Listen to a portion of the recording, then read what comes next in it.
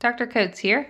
I'm going to show you today how to clean and troubleshoot your Signia Pure Charge and Go X or NX hearing aid.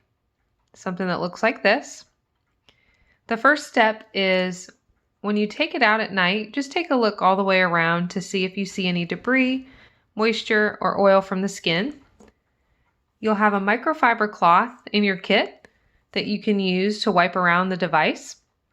This works better than tissues since it doesn't have the fibers that get in the microphones on the back. You can get this at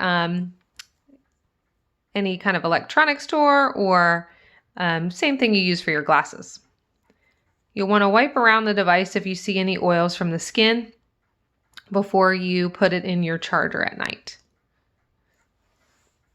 The next part is you can check on the tip here to see if you see any wax or debris. You can actually use one of the alcohol prep pads because they don't have a lot of liquid in them. You can use it just to wipe all the way around the tip or the dome here. The next tool is your cleaning brush. Looks something like this. On one end it has the brush that you can use over the back part of the hearing aid where the microphones are located, right there, and then also at the top here if you see any debris. The other end is a little loop that you can use.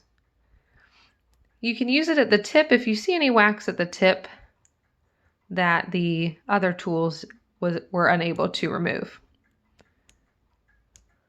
Okay. If you did those following steps and you still feel like you're not hearing well out of the device, it could be that there is some wax that got pushed down into the tip.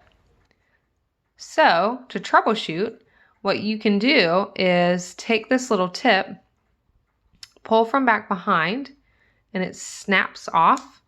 It takes a good amount of force to snap it off there. They're called click sleeves.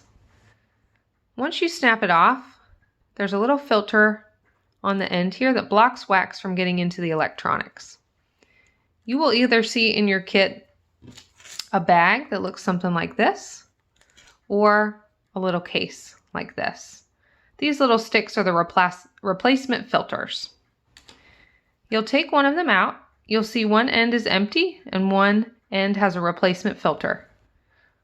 What you'll do is you'll pick up the end, you'll push this piece in, twist it a couple times, pull, and it will grab the old filter and clean it out.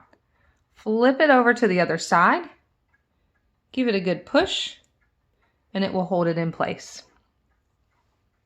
Then you'll take the dome, and when you line it up just right here, you'll push it back on. You'll feel it snap. You want to make sure you feel it snap so it's on nice and secure.